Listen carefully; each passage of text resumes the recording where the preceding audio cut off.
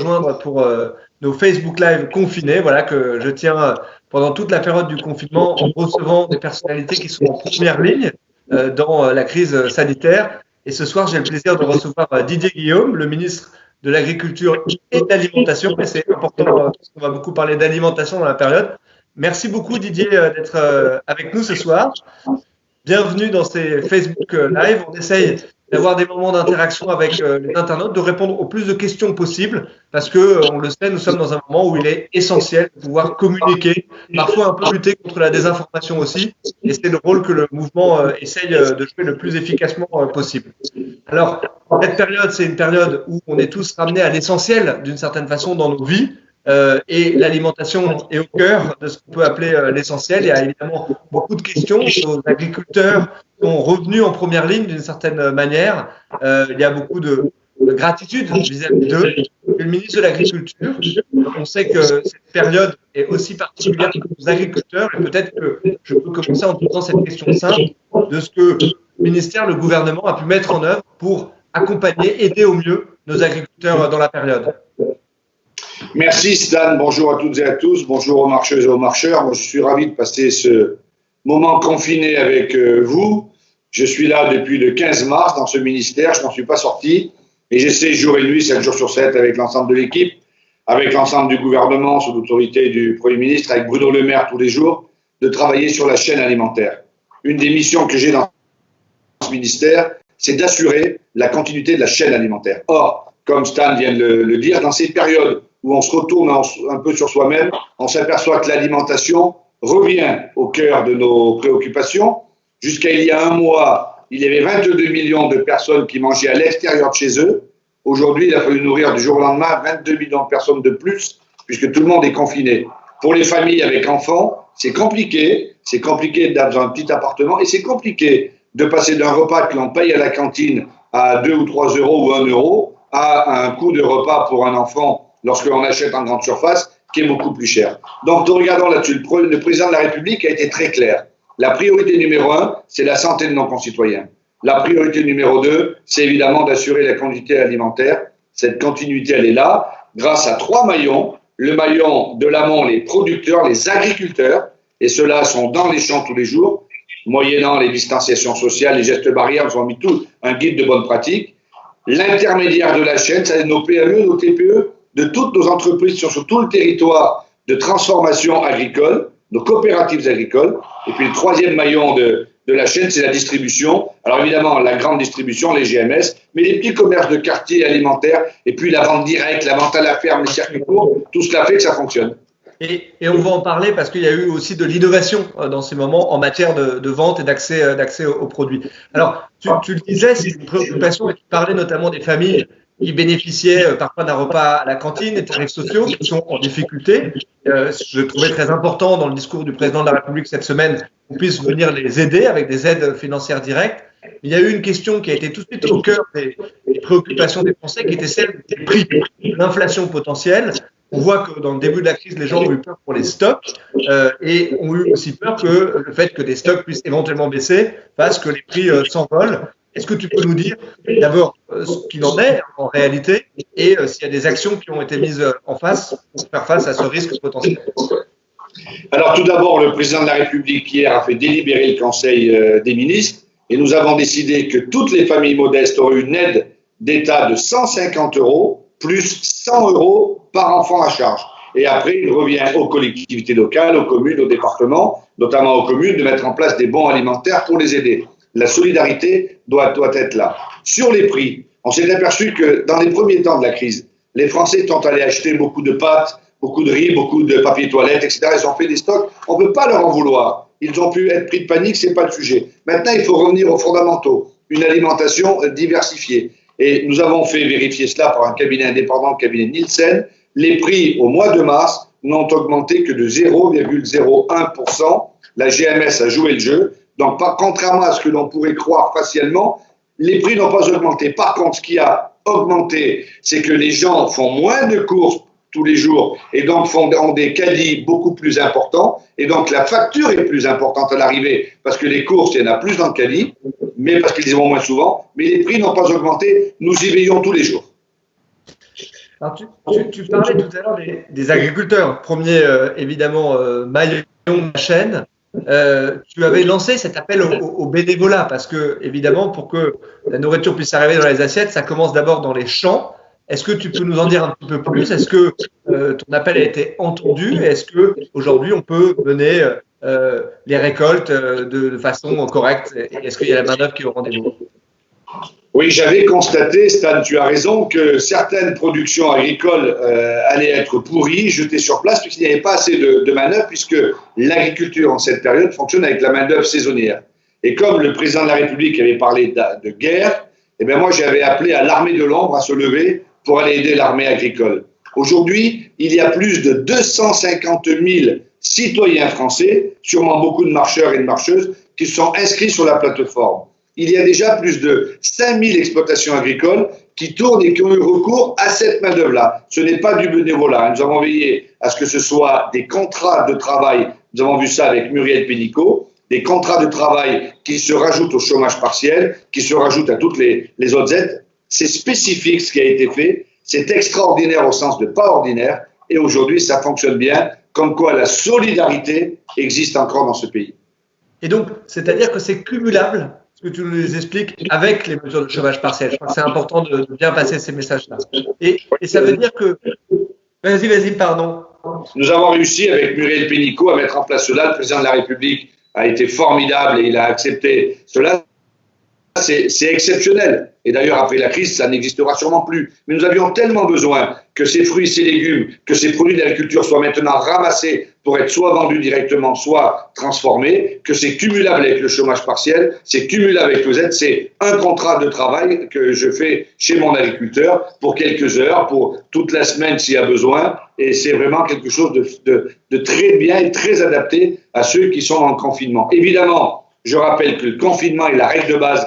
Restez chez vous, c'est la règle de base, et que lorsqu'on va travailler dans une ferme, les gens de Pôle emploi qui vous y envoient, c'est uniquement entre 5 et 10 km autour. Il est hors de question de faire 50 bornes pour aller travailler. On reste dans le cadre des barrières et de la sécurité sanitaire. Oui, bien sûr. Et cet appel reste d'actualité. Est-ce que pour ceux qui nous écoutent, et tu as raison de le dire, il y a beaucoup de marcheurs qui ont cherché utile dans la période, comment s'engager? Est-ce qu'il y a une plateforme qui convient de continuer à publiciser sur cette plateforme le plus possible? Mobilisationemploi.gouv.fr. Toutes celles et ceux, nos amis qui nous écoutent, peuvent s'inscrire sur la plateforme. Peut-être que ça pourrait être mis sur les réseaux du mouvement. Et on peut encore s'inscrire, bien sûr, parce que la campagne française commence à produire vraiment maintenant, là. Il va se mettre à faire beau et les produits arrivent, les fraises, les légumes, les fruits, et il y aura besoin de monde. Compte tenu que les barrières sont fermées, les frontières sont fermées, il n'y a plus de main-d'œuvre étrangère. Ça doit d'ailleurs nous faire penser dans un futur projet politique que nous pourrions mener, c'est de se dire pourquoi sommes-nous autant dépendants de travailleurs saisonniers étrangers et pourquoi ne pas essayer de relocaliser la main-d'œuvre dans notre propre pays. C'est un beau sujet pour le mouvement, mais il n'empêche que évidemment qu'il y a encore de la place pour s'inscrire. Ça va durer encore jusqu'au mois de juillet, jusqu'au mois d'août. Ouais. Et alors c'est important, tu parlais des récoltes. Il y a aussi d'autres secteurs dont on parle un petit peu moins. Je pense aux pêcheurs, je pense à ceux qui vendent des fleurs. Je pense au secteur vinicole aussi. Est-ce qu'il y a des particularités, des plans d'action particuliers qui ont été faits pour venir aussi en aide à ces secteurs-là, qui sont parfois d'ailleurs des secteurs exportateurs pour la France, et donc qui sont, j'imagine, aussi durement touchés?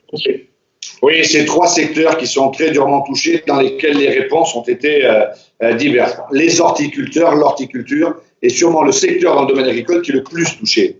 Ce n'est pas un besoin de première nécessité. On ne peut pas autoriser la commercialisation, l'ouverture des magasins de fleurs, pas plus que les ouvertures d'autres magasins. Donc c'est un vrai problème. Nous avons demandé des mesures exceptionnelles à l'Union européenne qui devra nous les faire parvenir, et de même que l'État mettra un plan en place. C'est le secteur qui me préoccupe le plus. Le secteur de la viticulture a été lui aussi durement touché avec les taxes unilatérales que Donald Trump a mis en place il y a quelque temps, qui a mis à genoux un quart de nos viticulteurs. Et là, ils sont encore plus touchés parce que les vins, les vignerons indépendants, les vendent dans la restauration, les vendent dans la restauration hors domicile. Et là, ils ont 0 vente. C'est la raison pour laquelle nous avons mis en place des mesures. Nous demandons des mesures européennes sur la distillation de crise, des mesures de soutien au marché. Je ne vais pas aller dans le détail, mais nous avons bien ça dans le... Et puis la pêche, évidemment. Nous avons lancé un grand appel aux Françaises et aux Français pour acheter du poisson, acheter des coquillages, acheter des produits frais dans les GMS ou chez leurs poissonniers. Et là, alors pour le coup, nous avons bouclé le plan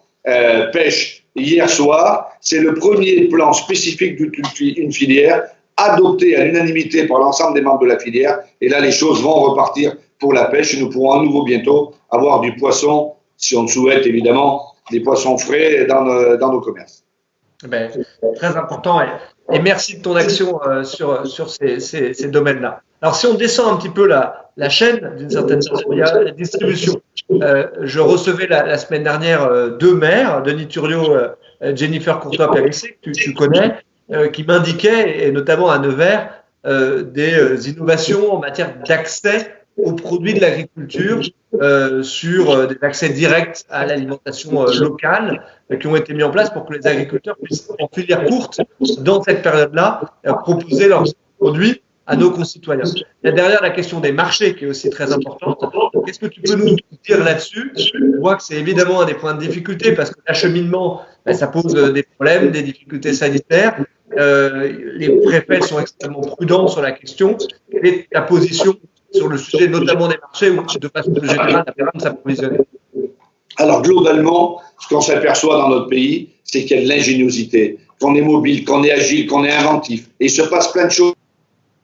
D'ailleurs, ça devra nous faire réfléchir pour la suite, là encore. Il n'y a jamais eu autant de drive, d'un mot français, bien sûr, autant de ventes à la ferme, autant de circuits courts, autant de portage à domicile. C'est excellent, tout cela. Il faudra y penser pour la suite, pour les circuits courts.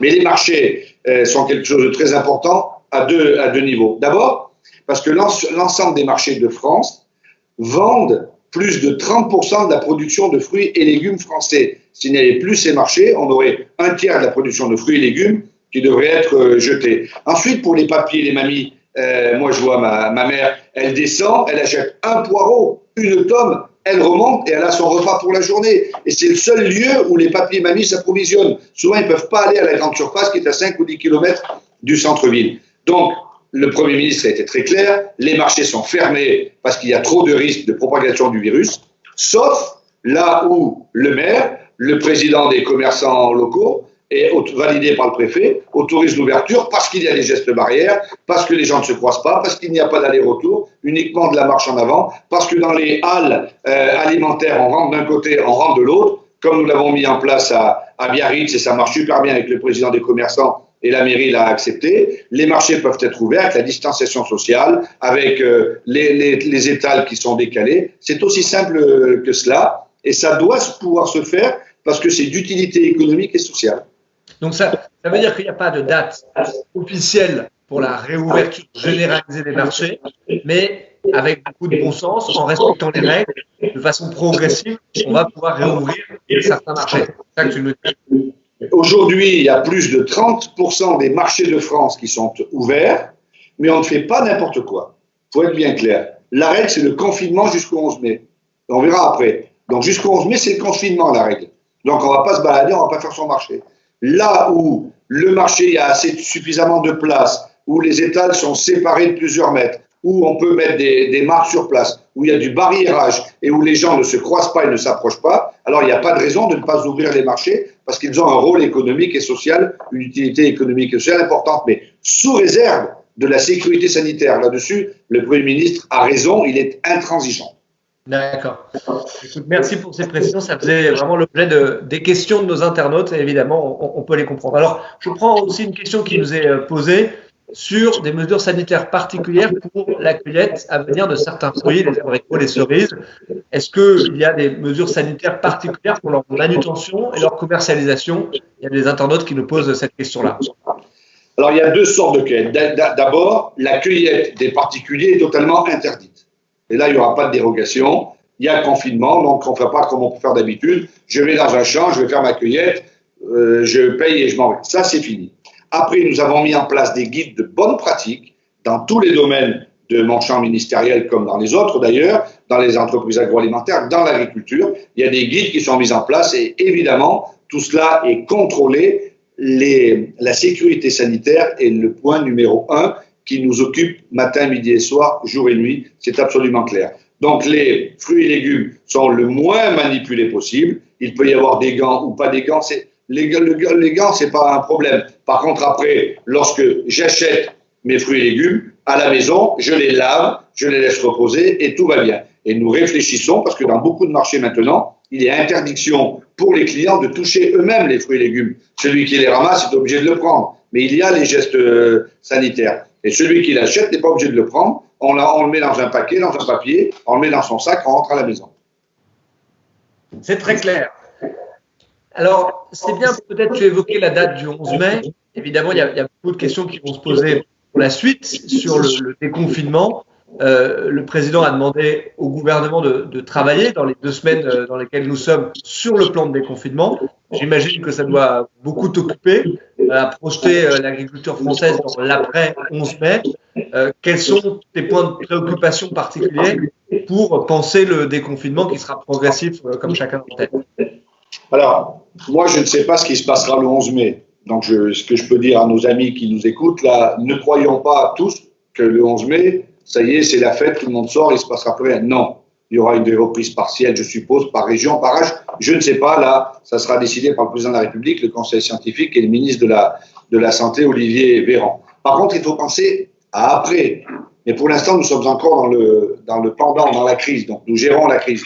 Mais évidemment, on a commencé à l'expliquer tout à l'heure, Stan, après, ça ne pourra pas être comme maintenant ou comme avant. Le président de la République l'a dit. Après, l'agriculture, on devra la penser différemment. La transition agroécologique que nous portons et que je porte tous les jours, elle doit être vraiment au cœur du projet. Les relations commerciales qui sont issues des États généraux de l'alimentation et de la loi Egalim devront être encore renforcées. On ne peut pas continuer à avoir autant de différences entre l'amont et l'aval. On ne peut pas continuer à avoir encore trop le producteur, l'éleveur qui est étranglé et qui ne vit pas de son travail. Si on veut manger des bons produits français, si on veut boire du bon lait, utiliser des bons produits lactés, manger de la bonne viande, alors il faut que ce soit rémunéré. Ça sera tout l'enjeu de demain et il faut prendre des mesures peut-être supplémentaires à celles que nous avons déjà prises.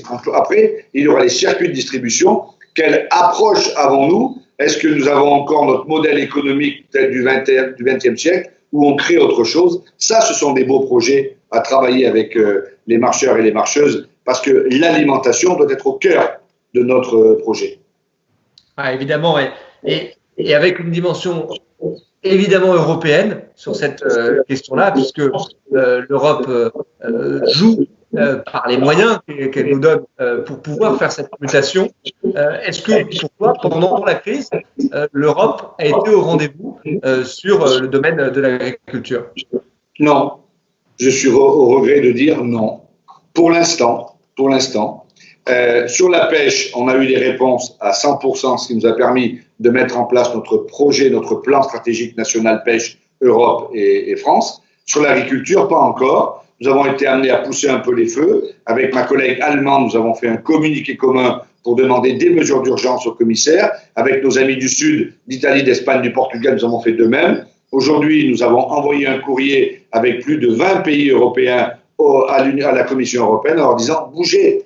Bougez parce que l'heure est grave pour certaines filières et bougez aussi parce que cette envie d'adhésion à l'Europe, ce soutien à l'Europe, moi j'ai voté tous les traités européens depuis que je suis en droit de voter. Mais à un moment, si l'Europe n'est pas au rendez-vous quand il y a des crises comme celle-là, alors l'idée de l'Europe peut un peu s'estomper. Je pense que nous aurons des bonnes réponses dans les jours qui viennent, mais pour répondre clairement à ta question, à l'heure qu'il est, sur l'agriculture, l'Europe n'a pas été au rendez-vous. Ouais, c'est évidemment essentiel et on en discute souvent dans ces Facebook Live. C'est pendant la crise, c'est maintenant dans l'action que nous sommes déjà en train de construire le monde d'après. Il me semble que c'est totalement illusoire de penser qu'il y a la belle page blanche sur laquelle on va écrire. Non, c'est maintenant qu'on doit faire la démonstration au niveau français, au niveau européen, de ce qu'on sera capable de faire demain. Mais nous avons de grandes divergences avec les pays nordiques. Nous avons des grandes divergences, voire oppositions avec les pays nordiques. le Danemark, les Pays-Bas, qui sont ultra-libéraux et qui ne veulent pas des mesures de marché. Eux pensent que le marché local doit tout régler et tant pis s'il y en a qui partent. Non, nous, on pense qu'il faut maintenir tout le monde et que des mesures économiques de marché pour aider les filières, c'est ça aussi le rôle de l'Union européenne. Peut-être une dernière question, Didier, puisqu'on parle d'Europe. Une des actualités très fortes qui était les tiennes, c'était les négociations autour du Brexit. Et on sait ça a beaucoup de conséquences sur les pêcheurs, sur les agriculteurs. Est-ce que, j'imagine que la crise a fortement ralenti les discussions. Est-ce qu'elles vont reprendre malgré tout? Est-ce que tu peux nous donner quelques éléments sur ce sujet-là qui est un sujet important? Alors évidemment que par rapport au Brexit et notamment à la pêche, nous avons beaucoup travaillé. Moi, je voulais absolument que ce soit le premier plan stratégique mis en place parce que c'est eux qui vont le plus souffrir. Il se trouve que ça a été à l'arrêt et que les discussions recommencent la semaine prochaine. Par l'intermédiaire de ce qu'on fait là, évidemment, pas physique, mais donc à partir de la semaine prochaine, Michel Barnier, l'Union européenne va discuter avec le Royaume-Uni pour voir comment les choses se passent. Parfait. Et on voit que même en visioconférence, on peut faire avancer les dossiers et faire des choses. Ça sera peut-être aussi un des enseignements pour l'après, même si ça sera avec plaisir qu'on se retrouvera plus physiquement. Voilà. Mais en tout cas, merci beaucoup Didier d'avoir répondu aux questions qui se posaient ce soir. Merci à vous d'avoir été là. Comme tous les soirs, je vous répète ce message. Restez chez vous. C'est comme ça qu'on est en train de sauver des vies. Merci à toi Didier et à bientôt et bonne soirée à tous.